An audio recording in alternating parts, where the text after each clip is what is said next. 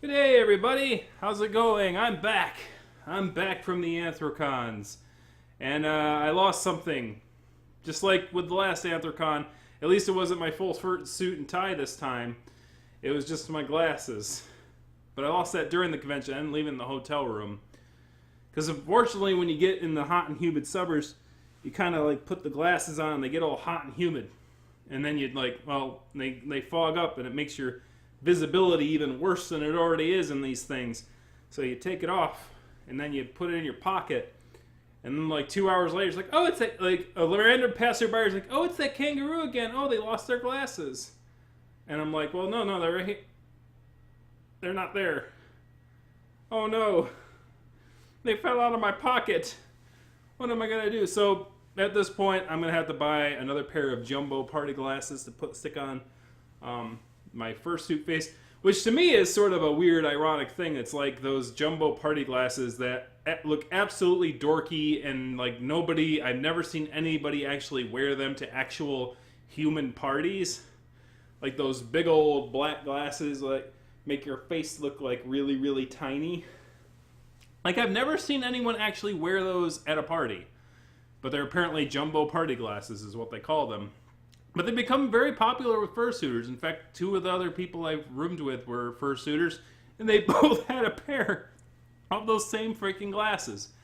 So now they're going to get another pair sold, because I got to get another pair for my face. So, or I could try to see if I can get some custom-made ones that'll make it look unique or something. But that'll cost a little extra. I'm still covering my options. But for now, you get my naked face for a few days, or a few of my videos. So now that I'm back from AC, there's a lot of talk about, what happened at the AC convention itself. Not too much. I, walked around, did my little walkabout, had people take a few pictures. They're on my Twitter feed. So not too much to report in that aspect. But a lot of stuff did happen around Anthrocon that is certainly worth talking about. Which brings me to a topic that I never thought I would ever have to discuss on this channel, or a group that I thought I would never have to discuss on this channel, but I'm discussing it anyway, because this is the weird freaking world we live in. And that is the Insane Clown Posse. That's right. The Juggalo group. The weird freaking masks that you see people with, and are the weird clowns and stuff like that. Oof, clowns, man. But yeah, we're talking about them this week. So why are we talking about them this week? Well, a video went viral in both the furry world and non-furry world over the Anthrocon weekend, dealing with this young fursuiter and their father. Their father is known as Violent J. Violent J is one of the headmen of the Insane Clown Posse, which, for those of you who are not into the history of hip-hop, or, well, I don't even know if I can call that, straight-up hip-hop. It's horrorcore? I don't even know. I had to wiki some of this stuff, because I have no idea who these guys are. So take my words with a grain of salt. But apparently they're a hip-hop group found out of Detroit, which was in the 90s. They had a little rivalry with Eminem for a little bit, but then Eminem became more popular and stuff like that. I think they were, because Eminem and both of them were both white rappers who were based out of Detroit, so they had some things in common, and they threw some shade at one another during the 90s. I remember their parody song. That's the only memory I have of them as a band, because I was never into that thing, but I do remember their parody song of Eminem's Slim Shady song. I'm Shady or something like that. I can't remember entirely, but it was called Slim Anus. Boys. Anyways, that being said, so what was this whole video about? Well, the whole video was actually very wholesome, very family friendly, which is unusual for Insane Clown Posse. But it was Violent J and her daughter discussing an issue that occurred with a purchase called OISK. That's a selling group called OISK, who works through DH Gate and particularly shadier online retailer groups that sold furry costumes that are not, like, basically are selling furry costumes but are not actually quality furry fursuits. They're just sort of exploiting popular furry costumes. You can watch the video that they do up there. It's well produced. It covers basically most of the ground that regarding how this organization sort of lays on their snakiness, as it were, and I do like that term. But basically they call themselves the Snake Busters, and they bust the fact that these guys were being snaky with the way that they were selling fursuits and exploiting individuals who may not know a lot about the fursuit culture.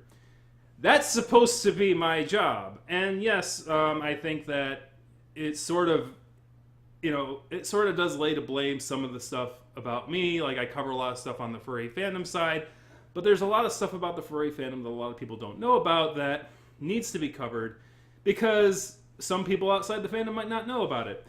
When it deals with when we're talking about OISK and things like that, the video that the fursuiter's name in that video is called Ruby.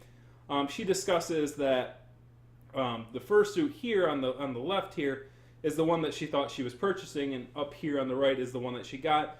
There was a lot of issues with the fursuit that she discusses in the video.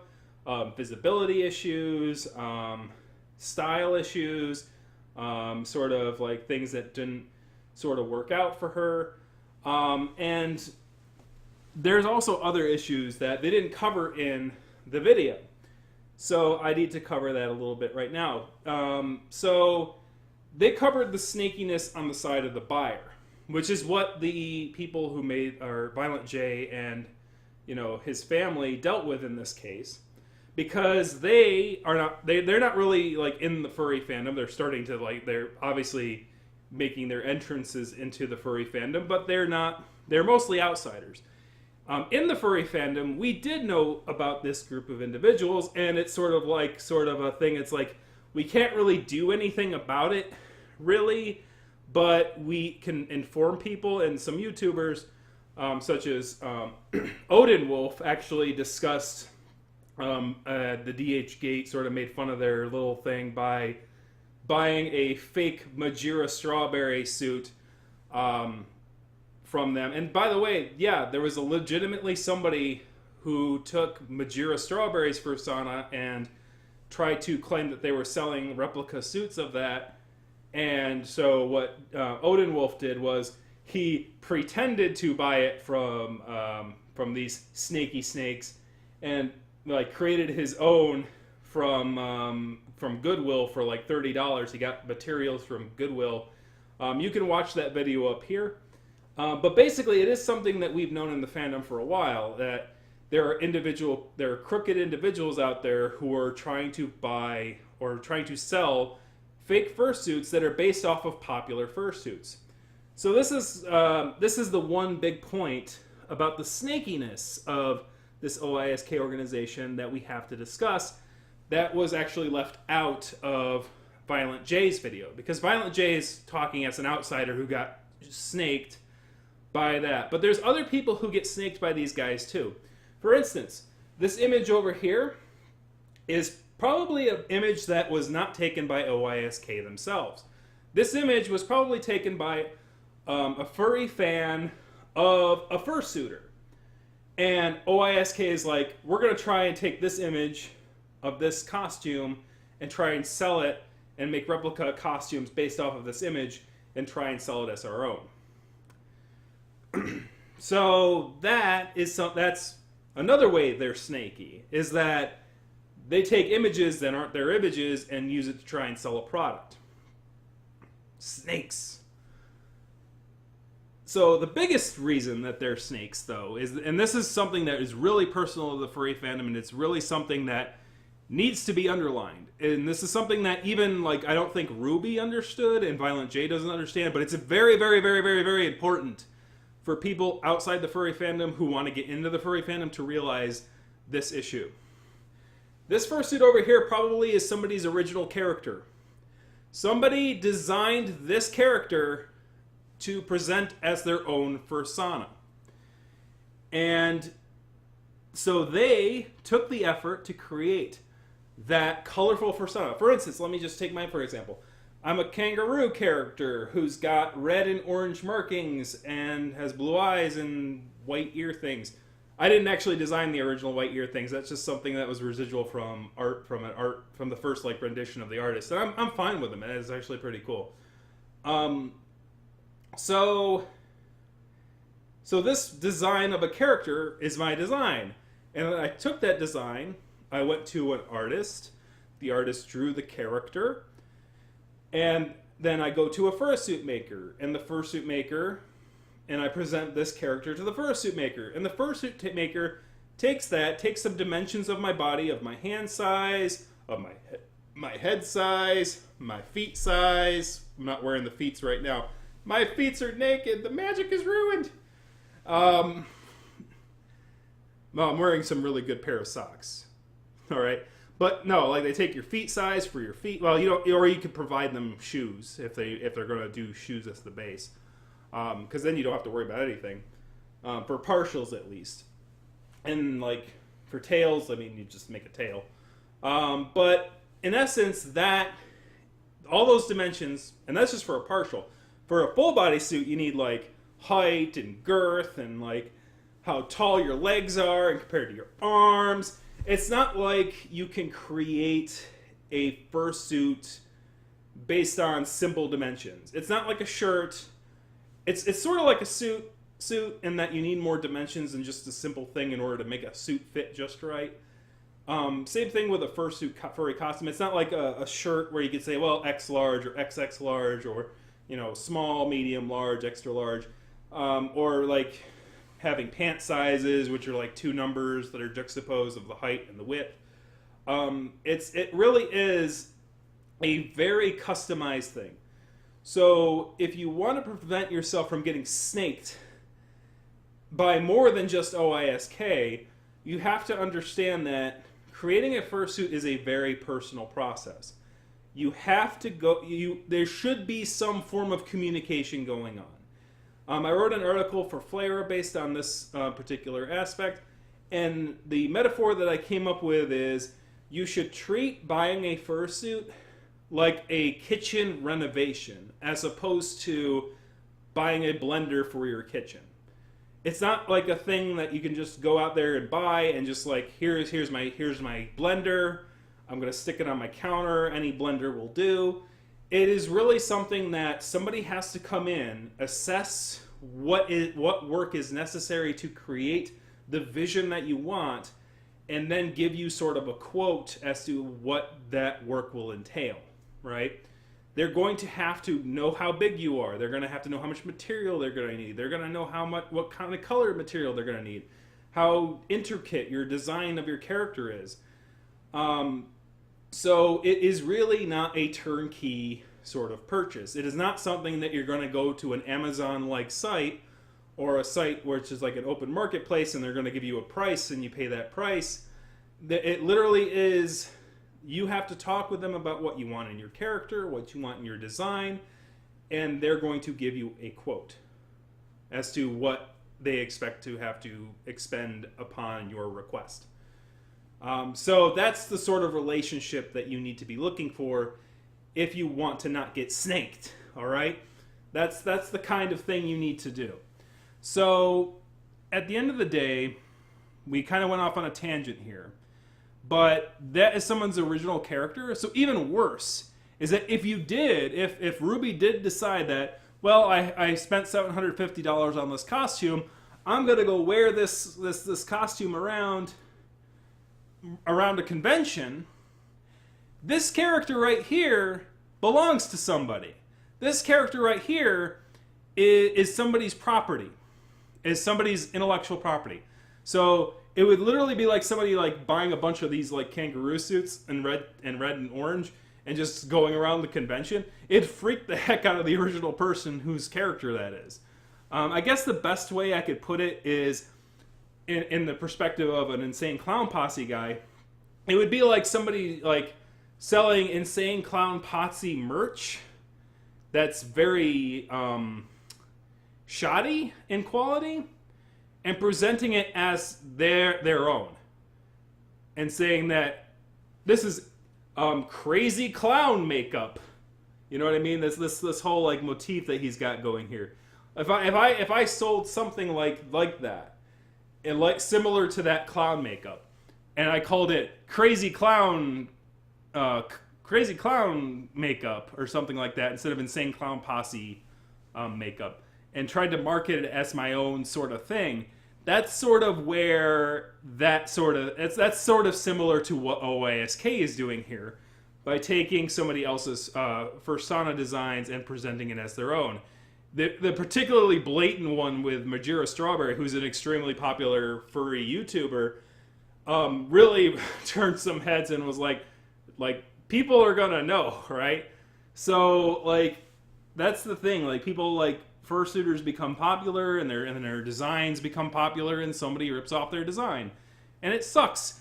Snakes, man. So that is another sort of side of this whole snakiness that OISK kind of portrays in that really isn't understood by people outside the furry fandom. So even worse than it being a poor quality fursuit, it's literally a ripoff of a design of an actual legitimate fursuiter who has a legitimate character whose character got ripped off. So not only does the buyer get ripped off, but the people whose design that was gets ripped off, and like that can lead to a bit of an awkward sort of position. All right, taking other people's personas is really seen as like very shady in the furry fandom. So that I think is an important highlight to understand when talking about this. But at the end of the day, I think it was a very well-made video and a very, very useful tool for those of you who are not in the fandom or are interested in buying furry fandom costumes. I would implore you to do your online research. Right now, the best way to contact fursuit designers is to find legitimate fursuit designer homepages and provide contact information, or find them on furry social media sites such as Fur Affinity or other such sites, Furry Network. Right now, as far as like a sort of easy to use marketplace, there really isn't one, unfortunately. There are some non-furry ones like Etsy and Commish.io that have some designers that may be willing to help you. For instance, the quality fursuit that was used by Ruby in the fursuit video was done by a I can't remember their name, which is very professional of me, but they found them on Etsy. I'll provide a link in the description below to the Etsy page, but they eventually found a furry fursuit designer that would give her a partial. And I got to put an asterisk here, is that if you're a younger individual like Ruby here is, if you're a younger kid or a teenager or anything like that, it's going to be hard to find a fursuiter creator that is going to work with you to make a full body fursuit. And one of the big reasons for that is that your body size is changing. As I said, you need a lot of dimensions. You need to know how tall somebody is, how tall their legs are, how tall their arms are, and all this other stuff in order to make a good quality fursuit. You can't really do that if the person's growing, because you could take the dimensions and then like start creating around those dimensions, and then a year later that person's grown about another 6 inches taller, and now the fursuit doesn't work.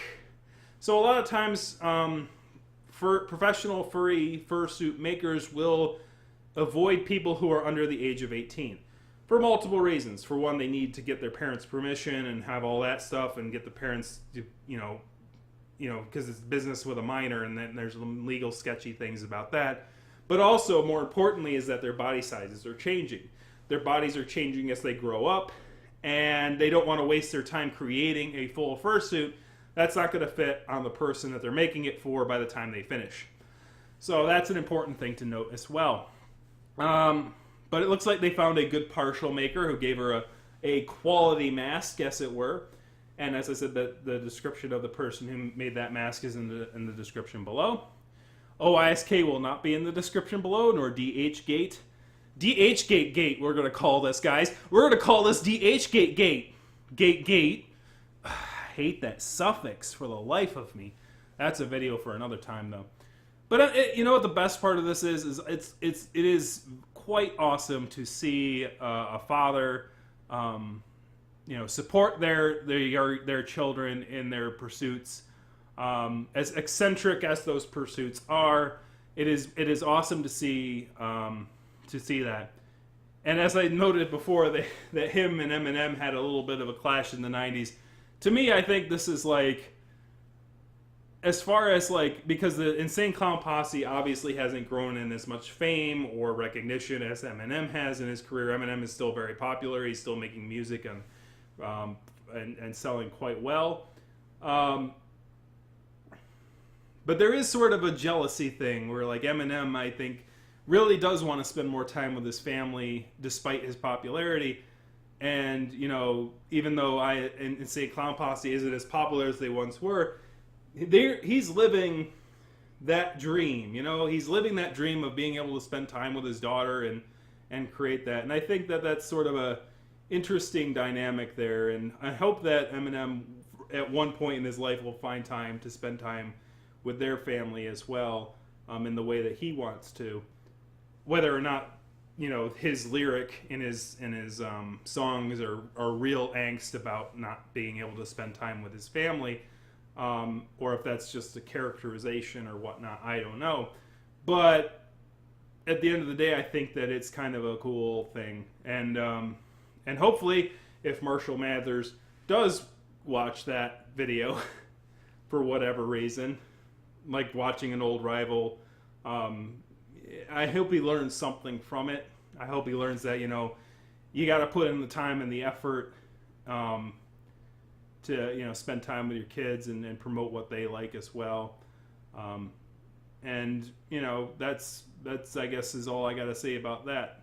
Some weird non sequitur that doesn't have anything to do with furries and fursuits. It's just a random tangent. I don't know. It's because it's like the only thing I remember from Insane Clown Posse was their sort of rivalry with Eminem back in the 90s. Because they're both Detroit. I think they're both like from the Detroit area, and they both were white rappers in the day. So it's interesting to see how the two different sort of sides of that rivalry have gone on their separate ways, but are still making the most out of what they got. But anyways, I'm going to get the hop out of here for now. Sorry to reminisce about the 90s. God, I'm old. Anyways, I'm going to get the hop out of here. We'll talk about something a little more furry next time, but that was pretty furry. It was kind of interesting. Hopefully, we won't be talking about clowns next time. So if you have a very big phobia about clowns, then you have nothing to worry about coming back here next episode. So kick that like, kick the subscribe button, kick a comment in the comment section.